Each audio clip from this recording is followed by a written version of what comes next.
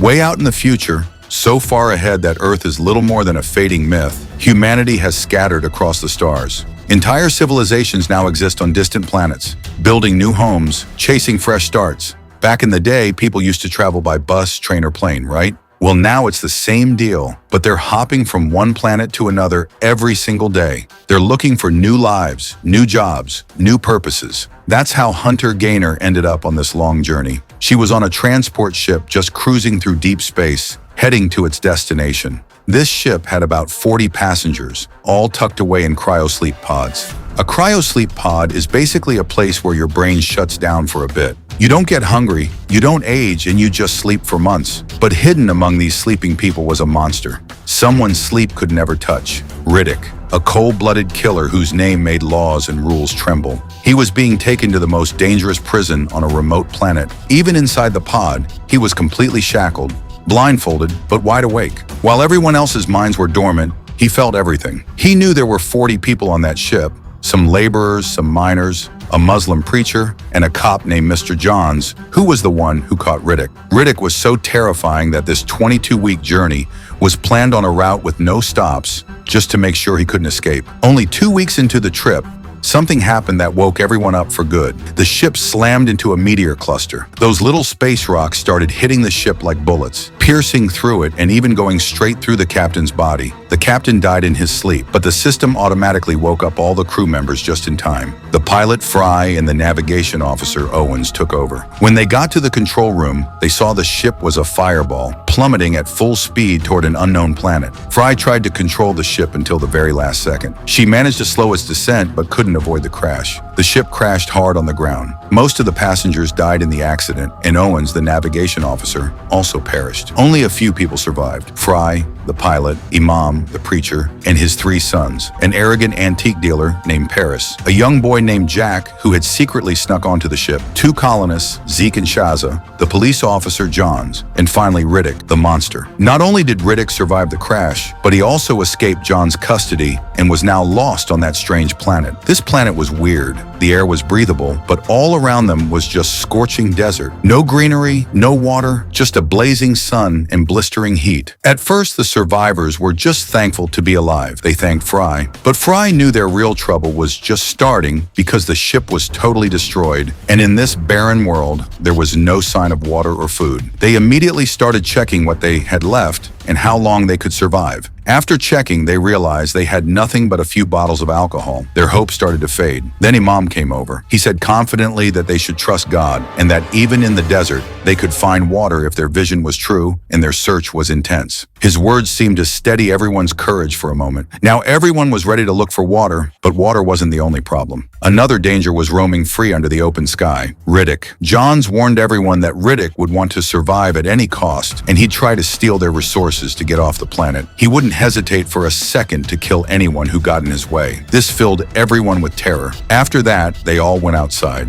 Outside, they saw an amazing sight, 3 suns in the sky, including a blue one. Seeing this, Imam smiled and said that it was a sign from God that water is also blue, meaning water would be in that direction. Fry and Johns, along with Imam and his sons, started walking in that direction. Johns was on alert because he had found Riddick's broken handcuffs in that same direction a little while ago. A bit further on, Johns looked through binoculars. He saw dry trees behind a hill in the distance. If there were trees, there had to be water. With this hope, they went towards the hill, but what they saw made their hair stand on end. Those weren't trees. They were the bones of some giant creatures standing in tree-like shapes. The whole area was littered with these gigantic skeletons. Perhaps a massive species once thrived there. Everything was so quiet and still, it felt like some ancient catastrophe had swallowed their existence in one fell swoop. They all walked through that desolate area filled with skeletons, passing through a narrow valley, a canyon, and what they saw ahead of them shocked everyone. There was a settlement built by humans. It looked like it used to be a research lab, but now every door was open and every wall was covered in dust. It seemed like they had left years ago. There was also a water source there. Imam thanked his God when he saw it. Meanwhile, Fry entered a closed room in that deserted settlement. The room was completely dark and the walls were covered in thick dust. In the middle of the room was an old planetary model. It could be used to figure out the positions of the suns and planets in that world at any given time. There was no electricity in the room. Fry opened the window and as soon as sunlight came in, the planetary model started spinning on its own. That model showed 3 suns and 3 planets between them. The middle planet was where their spaceship had crashed. Because of the suns all around, it was never dark there, so rooms didn't need lights. Now Fry came to the back of that room. Then her eyes lit up. A small spaceship was standing there. It was old, but maybe still flyable.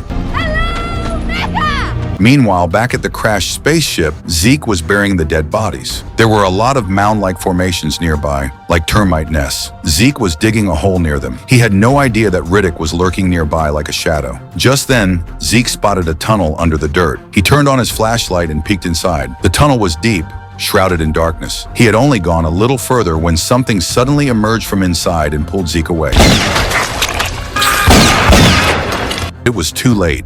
The edge of the pit was covered in blood, and Zeke was gone. In a nearby corner, Riddick was sitting quietly with a knife, completely still as if nothing had happened. As soon as he saw Shaza, he ran off at full speed. Johns pounced on Riddick, but when Riddick counterattacked, Johns pulled off his goggles. Riddick became like a blind man. He couldn't see anything clearly in the sunlight. Taking advantage of this, Johns knocked Riddick out again and took him captive in the ship. A little later, Fry came to him and asked angrily what he had done with Zeke. She asked if he had killed him and where his body was, but Riddick was completely silent. Fry said angrily that if he didn't open his mouth, they would leave him there to die. As Fry started to leave, Riddick said, "Didn't you hear that growl?" Fry was startled and asked, "What growl?" All you people are so scared of me. Upstairs, I take that as a compliment. Something else was far more dangerous. Riddick was a terrifying enigma. Fry went closer to look into his eyes. Then Riddick lunged at her suddenly like a wild animal. His eyes gleamed like pearls in the darkness. Fry also froze in fear for a moment when she saw him, but Jack was standing in a corner far away, completely fearless. He looked into Riddick's eyes and asked what he had to do to get eyes like that. Riddick said, "First, you have to kill some people." Okay, I can do it. Riddick smiled, then stared at him and said that then he would be sent to a terrible place where the sun never rises. A dark prison full of monsters called the Slam. There he would find a doctor who would cut open and change his eyes, giving him eyes so he could see clearly even in the dark. Riddick's words filled Jack with obsession, but Fry shooed Jack away. Riddick said the boy was curious. He then told Fry that he was a killer and had committed many murders, but he didn't kill Zeke. Fry asked where Zeke's body was, saying they had looked in the tunnel and he wasn't there. Look deeper.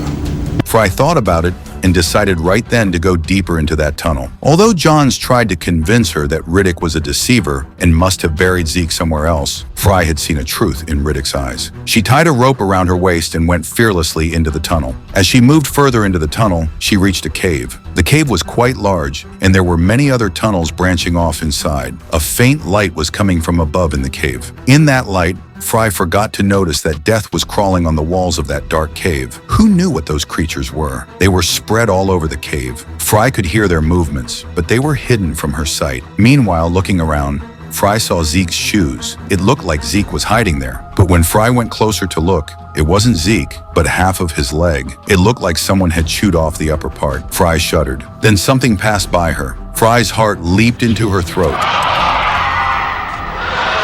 Without looking back for a second, Fry climbed to the upper opening of the cave at full speed. Fry had just breathed a sigh of relief outside when her rope started pulling with full force. Luckily, Johns and the others caught Fry in time and cut her rope. At that moment, the others also caught a glimpse of those terrifying creatures. Their souls trembled too. Now they understood that the danger they faced was even more terrifying than Riddick. Johns unlocked Riddick's shackles, but on the condition that Riddick would help them get off this planet. Riddick agreed, but in return, he wanted his freedom. They made a deal, and they all returned to that deserted settlement abandoned by humans where Fry had found the old ship. Fry and Shaza started repairing the old ship. Fry found that the ship's batteries were dead. To restart it, they needed 4 batteries, and they could get the batteries from their crashed ship. This meant they could now leave easily. They all sat down peacefully and celebrated this good news with alcohol. During this time, they were discussing what might have happened to the people who came here for research. Did they go back? But all their important belongings were still there. How could they leave them behind? And their ship was also there. On this, Johns gave his opinion, saying that obviously the ship must not have been useful to them. Perhaps it was a disposable ship. Besides, that ship was only for 2 people, so they must have left it. These people didn't leave. Come on. Whoever got Zeke got them. They're all dead. Everyone's faces hardened because they also suspected the same. Meanwhile, Imam's son, Ali, wandered off and reached the coring room. This was the room where the ground was once being surveyed for mining. That dark room was locked from the inside, but Ali had entered through a broken wall. He had no idea that the room had become a dwelling for those alien creatures. They were hanging from the dark corners of the ceiling like bats. Just then, Ali accidentally turned on the power in the room, which automatically opened the window above and bright light came in. Imam and the others rushed without wasting time, broke down the door of the coring room, and entered. At that very moment, a swarm of those fierce flying creatures also attacked them. But as the door opened, the outside light spread into the room, and those shadow-like creatures, out of fear, retreated into a dark well inside the room. But the real horror was now in front of them. Ali's body lay on the ground, half-eaten and brutally torn apart. Those hungry creatures had gnawed off every piece of his body, and only his skeleton remained. Imam's heart seemed to break. He performed Ali's last rites according to religious customs. Meanwhile, the others were busy investigating the well. Johns threw a glowing stick down there. Then a terrifying sight appeared. The well was filled with human skeletons, and there were also many tunnels in that well. Those flying creatures had gone into those tunnels. Then Riddick said he had told them no one had ever returned alive from here. He added that the doors of this coring room were the strongest, so they must have hidden inside this well to escape these creatures. But they didn't know that the creatures' home would be under the ground. Now everyone was terribly scared. They decided to leave that planet as soon as possible. But John said there was no need to worry. He said whatever those creatures were, they were afraid of light, and it never got dark there. So he advised not to panic too much and just avoid the dark. Johns' words made Fry think. She was worried, wondering why the people there would hide in that well to escape those creatures if it never got dark there. Then Fry found an old soil sample in the coring room. These coring samples are dated. Last one's 22 years ago this month. At that moment, something clicked for Fry. She immediately ran back to the room where she had previously found the planetary model of this planet. Fry started turning the dial that changed the year on it. As she flipped through the years, the positions of the planets and suns changed, and as soon as it stopped at year 22, a terrifying pattern of planets emerged. Fry saw that every 22 years, those 3 planets and 3 suns would align in such a straight line that the middle planet, where they were stranded, would be completely plunged into darkness, a total eclipse. Another frightening thing was that once they aligned, the 3 planets would continue to orbit together for some time. This meant that this darkness wouldn't just last for a few hours, but for many days, or perhaps months. And in this darkness, those ferocious nocturnal creatures would emerge, turning any living thing in their path into a pile of skeletons. Now panic had increased among those people. They were just praying that an eclipse wouldn't happen before they could get out of there. But perhaps their prayers had little effect. They saw a large planet covering the sun. The eclipse was coming soon. Without wasting any time, they all got into a solar-powered truck there and immediately headed towards their crashed ship so they could all bring those heavy batteries to this ship as quickly as possible and start the ship before dark to get out of there. Driving the truck at full speed, they finally reached their crashed ship. Without wasting time, they started loading the heavy batteries into the truck, but their speed was slow compared to the pace of the eclipse. In the sky ahead, that monstrous planet was slowly swallowing the sun. As soon as the sunlight disappeared, their solar-powered truck shut down instantly, and then a spine-chilling sight was before their eyes. Trembling with fear, ran at full speed towards a cargo cabin of the ship that had crashed far from the main wreckage. The strong iron structure of that cabin was the only thing that could save them now. Everyone quickly got into that cabin, but Riddick and Shaza were left behind. The creatures flew towards them rapidly, but Riddick and Shaza moved out of their way and jumped into a pit, lying there for a few moments without making a sound. From afar, Fry tried to tell Shaza not to move at all, but Shaza was scared. She got up, but as soon as she tried to run, those ferocious creatures swarmed her like fire and tore her apart and ate her in a few moments. Riddick, who had been calmly lying there watching all this with a smile, got up as soon as he got the chance, dusted himself off, and calmly walked toward the cabin. Now the last glimpse of the sun also disappeared behind that massive planet, and that planet was completely covered in darkness. At that very moment, even larger and more ferocious alien creatures broke through the mounds above the caves and came out, heading out to hunt. This terrifying scene was invisible to everyone due to the darkness, except for one, Riddick,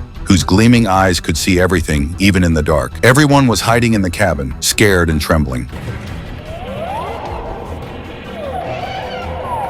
They guessed that the creatures probably couldn't see, but had echolocation abilities. By making clicking sounds, they could figure out what was in front of them. The creatures started making holes in the outer layer of the cabin with their sharp claws. Seeing this, everyone moved to the inner layer of the cabin into a desolate, dark room. They had an iron-cutting torch and a battery-operated flashlight. In its light, they were looking around to see if there was any danger. Just then, Riddick felt something. He went and stood in a dark corner. His gaze was fixed on something. He stood still like a stone. An alien creature was hidden above in that dark corner. It had already entered there in search of prey. Riddick silently merged into the darkness. Then Imam's son, Hassan, wandered there. Suddenly, his eyes also fell on that creature. He froze in place. Riddick was right behind him. He whispered softly, telling the boy not to move at all. But Hassan was terribly scared. He started to run. But then another alien suddenly emerged from in front and tore Hassan in half. Taking advantage of this opportunity, Riddick ran. The creature was right behind him. Then Johns arrived. Riddick ducked, and Johns rained bullets on the creature, which brought it down. Fry shined her flashlight on it. Then they saw that even a faint light was burning the creature's body. They now understood the creature's weakness, but the lights they had wouldn't last long. Once the light ran out, they would be done for. Then Fry decided that they had to reach the ship before the flashlight batteries ran out. They would still stick to their plan and silently walk toward the settlement with the batteries. For safety, they needed more light, for which they gathered hand flashlights, an iron-cutting torch, glowing tubes, and also took bottles full of alcohol so they could light them like lamps for light if needed.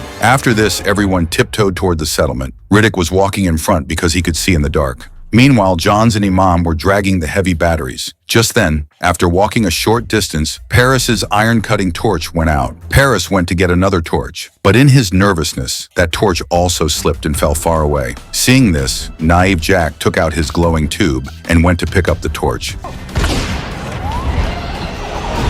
They were surrounded on all sides by those ferocious alien creatures, but because of the light, they were safe so far. Paris trembled with fear and in panic started running in another direction. The glowing tube was still wrapped around him. As soon as he went a little further, the plug of the glowing tube separated from the battery and darkness surrounded Paris. As soon as his lighter went out, the aliens pounced on him and tore him apart, eating every part of his body. Meanwhile, due to the darkness, the others couldn't see Paris's terrible death, but Riddick was watching him intently with his glowing eyes, as if this horrifying death was giving him peace. After the glowing tube went out, Fry and the others had prepared lamps by lighting alcohol bottles. They kept moving forward without stopping, but they soon realized that Riddick was leading them around in circles instead of towards the settlement. Johns, annoyed, asked Riddick if this was some kind of joke. He said that instead of leading them towards the canyon, he had brought them back to the same place. Riddick said he knew, but it was necessary. He said he was assessing the situation and needed time for that. He added that death was lurking in the canyon, a whole pack of these alien creatures, and the girl with them was bleeding because of her period, and blood scent attracted those aliens. Hearing this, Fry said, "What are you talking about? I'm not bleeding." Riddick said he wasn't talking about her, he was talking about that girl, referring to Jack. Actually, Jack was a girl who was disguised as a boy, so people would think she was strong and treat her well. So until now, Jack had been attracting those creatures. Now passing through the creature's territory meant inviting death. Fry was also very scared now. She said that instead of going further, they should go back. But Johns got angry with her because it was Fry's plan to bring them there. Johns now didn't want to back down. He went aside with Riddick alone and started making a plan. His plan was to kill Jack and use her as bait, throwing her body into the canyon in front of the swarm of creatures to get through the canyon. Riddick laughed. Johns had surpassed Riddick in depravity, but Riddick wasn't surprised because Johns wasn't actually a cop, but a bounty hunter disguised as a cop. He was taking Riddick to prison to get a reward from the police. In reality, Johns was a maniac. To control his insanity, he secretly took drugs. Without being high, he could do anything. Johns started instigating Riddick to kill Jack, as if Riddick was his slave. But hearing all this, Riddick lost his mind. He said if they were going to make bait, why not make a bigger one? He attacked Johns. A scuffle broke out between them, but in the end, Riddick injured Johns and pushed him into the darkness and tore Johns apart. Now Riddick took charge and started pulling those heavy batteries alone, leading everyone quickly through the canyon. That canyon was swarming with those creatures. Hungry, ferocious alien creatures were killing and eating each other. Riddick was just running fast without caring about anyone. During this time, they only had lamps made from alcohol bottles for light. But then another problem arose. Suddenly it started raining, which began to extinguish their lamps. They all hid behind a rock. The light was now dim, and at that moment, something terrifying happened. Imam started crying helplessly. Now only Riddick, Fry, Imam, and Jackie remained. Riddick climbed the hills, saw something, and said that it was no longer safe for them to go further because there was only death ahead.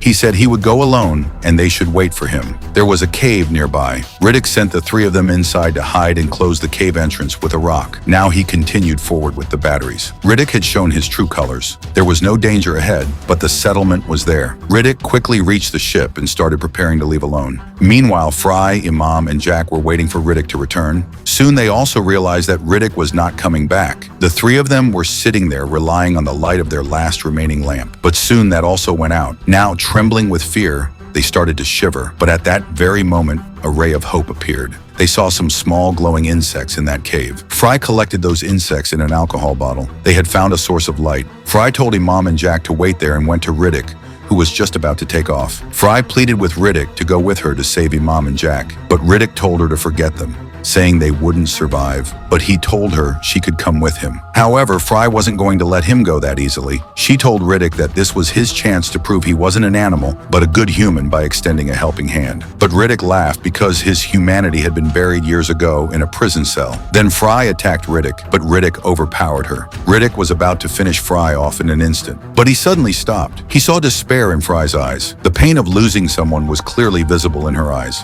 On the other side, Imam and Jack were hiding in the cave, scared and trembling. They had also collected some glowing insects, but they only had faint light. Outside, someone was shaking the cave's rock with full force, and when the rock moved, they saw it was Fry, and now Riddick was with her too. Fry had awakened the humanity within Riddick. Both of them rescued Imam and Jack and started running towards the ship. Riddick helped them climb the hill and sent them ahead, but when he himself came over the hill, an alien stood in front of him. Riddick also stood in front of that alien without thinking for a second and started copying its movements. In this way, he was not coming into the alien's sight, but when he tried to run, several other aliens surrounded him from all sides. Now it was impossible for Riddick to escape. On the other side, Fry, Imam, and Jack had reached the ship, but Fry was waiting for Riddick. But in such a difficult time, where even Imam didn't dare to save Riddick, Fry went alone to help him. She saw that Riddick was badly injured, but he had managed to escape from the clutches of those aliens alive. Fry started helping him up.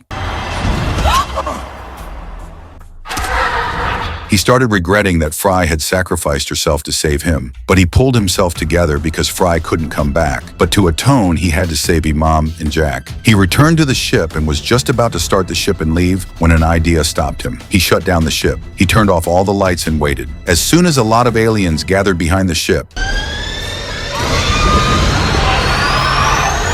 Riddick, who had landed on that planet like a monster, was now returning as a human. Along with that dark world, he had also defeated the darkness within himself. And with that, the movie ended. If you liked the video, please like it and subscribe to the channel. See you in the next video.